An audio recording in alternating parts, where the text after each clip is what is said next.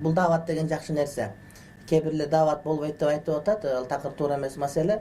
Жана кымыш өлкөлөрүндө, шериктеш өлкөлөрүндө ошол даватка тыюу салынган экен. Бизде кандай деп. Эми алардын ар кимдин өзүнүн тагдыры бар, өздөрүнүн жолу бар. Мисалы үчүн Орусия улуу мамлекет, улуу империя.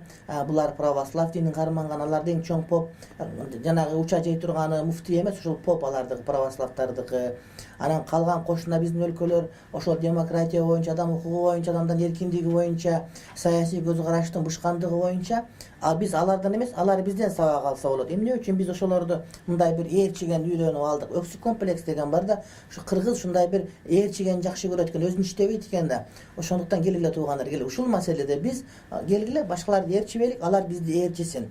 Биздин адамдардын сабаттуулугу, билимдүүлүгү, ошондой эле биздеги мындай бир саясий эркиндик, мамлекетте саясаттын түздүгү, урматтуу бир тууганым, биз жарды болсок да, биз мамлекет чакан болсок дагы башкаларга үлгү боло турган өлкөбүзбүз. Мисалы үчүн Сингапур канчалык кичинекей мамлекет болбосун, Ли Куан Юнун сөздөрүн чоң державалар угуп эле басып жүрүшпөй, ошол сыяктуу эле келгиле Кыргызстанды ушундай кылалык, адам укугу сакталган, корголгон, эркиндик толугу менен бар мамлекетте жашап турабыз. Ушуга биз шүгүрдөшүбүз керек.